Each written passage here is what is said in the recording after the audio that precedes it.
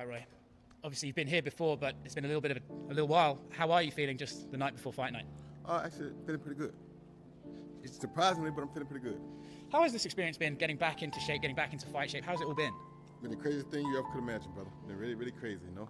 Your body have a hard time holding up to all the strenuous work, but you know, you gotta do what you gotta do. You gotta take a little bit more time off, or a few more ice baths, a little more hot, cold treatment, and make it happen. Is that something that you needed to be this age to know how to properly manage your body? Because when you were younger, would you have just pushed yourself and maybe hurt yourself? Yeah, when I was young, I would have pushed myself, but at this point, you know that if you push yourself, you're gonna hurt yourself. So if you push yourself too much, you won't get an event. Now the event's here, I think the lead up you've mentioned a couple of times has been sort of up and down for you. Now that the fight itself is here, are you able to put, you know, the 2-minute rounds out of your mind? Is it just about the fight itself now? It's about the fight itself now. With Mike, what are you expecting from him? Are you expecting the Mike that started out his career that knocked out Trevor Berbick, or are you expecting the Mike that didn't look that great in his last few fights and eventually retired on a stool? Which Miketyson are you expecting to fight tomorrow night? I'm expecting that early Mike because he's rejuvenated. He's been out 15 years. He knows what it's like to miss boxing.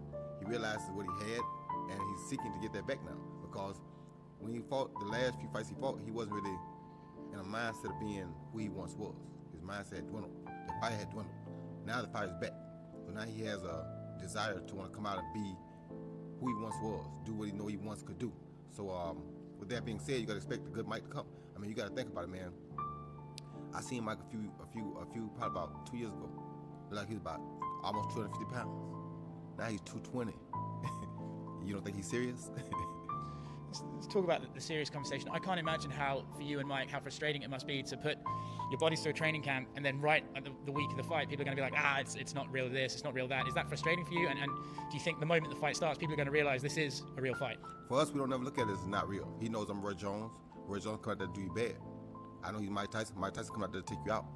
So it's like, to us, none of that counts. We don't hear what they say.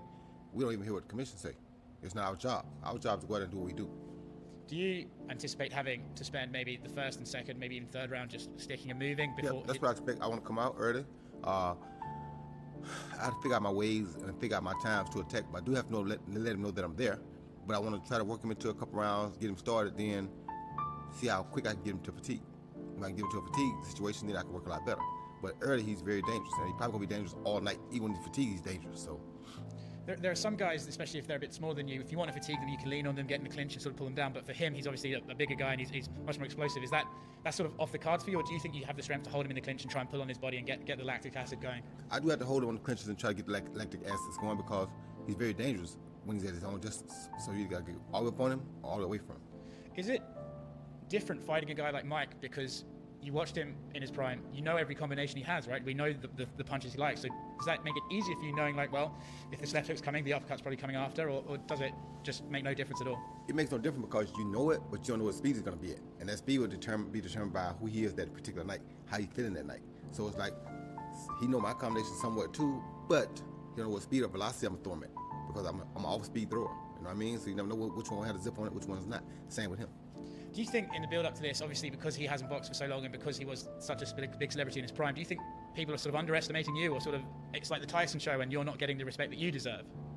I don't really know. I don't really care because for me, I know I got to go out and be the best me that I can possibly be. And that's all my goal is. So what people think about it, y'all must have forgot. I know tomorrow night comes first, but there's a guy you've long wanted to box called Anderson Silva. He's now out of the UFC. He's a free agent. Is that something you would be interested in? If this goes well tonight, I'm almost positive that will probably be the next thing we do because he's been wanting it, I've been wanting it, so this got to go great first. Good luck tomorrow night. Thank you.